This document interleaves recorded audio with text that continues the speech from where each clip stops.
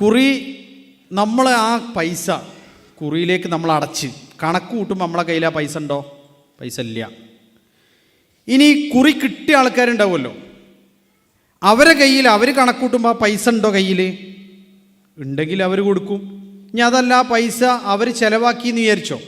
അവരിപ്പം ഉദാഹരണത്തിന് ഒരു 20 ലക്ഷം റുപ്യൻ്റെ കുറിയെന്ന് വിചാരിക്കുക, ഒരു ഉദാഹരണം പറയാം. ഒരാൾക്ക് ബാക്കിയുള്ളവരൊക്കെ അതിലേക്ക് ഇത്ര പൈസ, ചിലപ്പോൾ 50,000 രൂപ വെച്ചിട്ട് ഓരോരുത്തരും എന്ത് ചെയ്യുന്നു, അതിലേക്ക് മാസം മാസം അടക്കുന്നതെന്ന് വിചാരിക്കുക. ഞാൻ നിങ്ങൾക്ക് മനസ്സിലാൻ വേണ്ടിയിട്ട് പറയാം. അപ്പോൾ അടക്കുന്ന 20 ലക്ഷം റുപ്യൻ്റെ കുറിയാണ്. നിങ്ങൾ അടച്ച തുക ഇതൊരു നറുക്കൊരാൾക്ക് കിട്ടിയിട്ടുണ്ടാവും. അയാളെ കയ്യിൽ ക്യാഷ് ആയിട്ടുണ്ട്. അയാളെ സക്കാത്ത് കണക്ക് കൂട്ടുമ്പോൾ അയാൾ അതിൻ്റെ സക്കാത്ത് എന്ത് ചെയ്യും? കൊടുക്കും.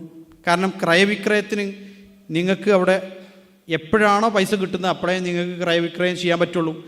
ഒരാൾ ഒരു നറുക്കേ മൂപ്പര് അടച്ചിട്ടുള്ളൂ, പക്ഷെ ഇപ്പോൾ കയ്യിൽ എത്ര ഉണ്ട്? 20 ലക്ഷം റുപ്യ ഉണ്ട്.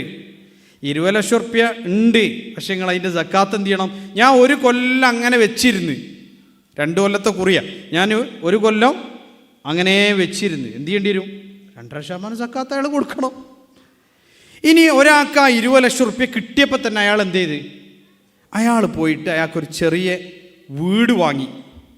കുറച്ച് പൈസ അയാളെ കയ്യിലുണ്ടായിരുന്നു, കുറച്ച് ഈ പൈസ കുറിയും കിട്ടി. അയാൾ പോയിട്ടൊരു വീട് വാങ്ങി. അപ്പോൾ അയാളെ കയ്യിൽ ഇപ്പോൾ പൈസ ഉണ്ടോ? മൂപ്പര് സക്കാത്ത് കണക്കൂട്ടുന്ന സമയം വന്ന് കുറി കിട്ടീണ്, പക്ഷേ ഈ പൈസ കയ്യിലുണ്ടോ? ഇല്ല. പൈസ എന്തായിട്ട് മാറി?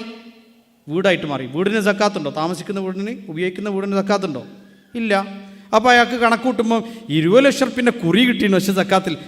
അത് വീട് വിറ്റ് പൈസ കിട്ടിയ ഒരാളില്ലേ, അവൻ കണക്കൂട്ടുമ്പോൾ ഇവിടെ ഉണ്ടാവും, ആ 20 ലക്ഷം അവിടെ ഉണ്ടാവും.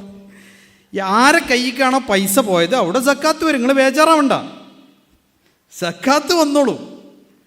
അപ്പോൾ നമ്മൾ മനസ്സിലാക്കേണ്ടത് എന്താ വെച്ചാൽ, സക്കാത്ത് ബാധകമാവുന്ന അവസ്ഥയിൽ ഒരാളെ കയ്യിൽ പണം ഉണ്ടോ, സക്കാത്ത് ബാധകമാവും. ആ അവസ്ഥയിൽ പണമില്ലെങ്കിൽ സക്കാത്ത് ബാധകമാവില്ല. എൻ്റെ കയ്യിൽ കറൻസി ആയിട്ടോ ഗോൾഡ് ആയിട്ടോ സിൽവർ ആയിട്ടോ എൻ്റെ കയ്യിൽ പണം ഉണ്ട്, കണക്കൂട്ടുന്ന സമയത്തുള്ളത് അതിൻ്റെ 2.5 കൊടുക്കണം ഇൻഷാ അല്ലാഹ്. ഈ മാസം സക്കാത്ത് കണക്കൂട്ടാണ്ട്, അതുകൊണ്ട് എനിക്ക് ഈ കുറി ഈ മാസം വേണ്ട, അടുത്ത മാസം മതിയെന്ന് സക്കാത്ത് കൊടുക്കുന്ന ആൾ പറയൂല. സക്കാത്ത് കൊടുക്കുന്ന ആൾ പറയൂല. അതുകൊണ്ട് നിങ്ങൾ ബേജാറാവണ്ട.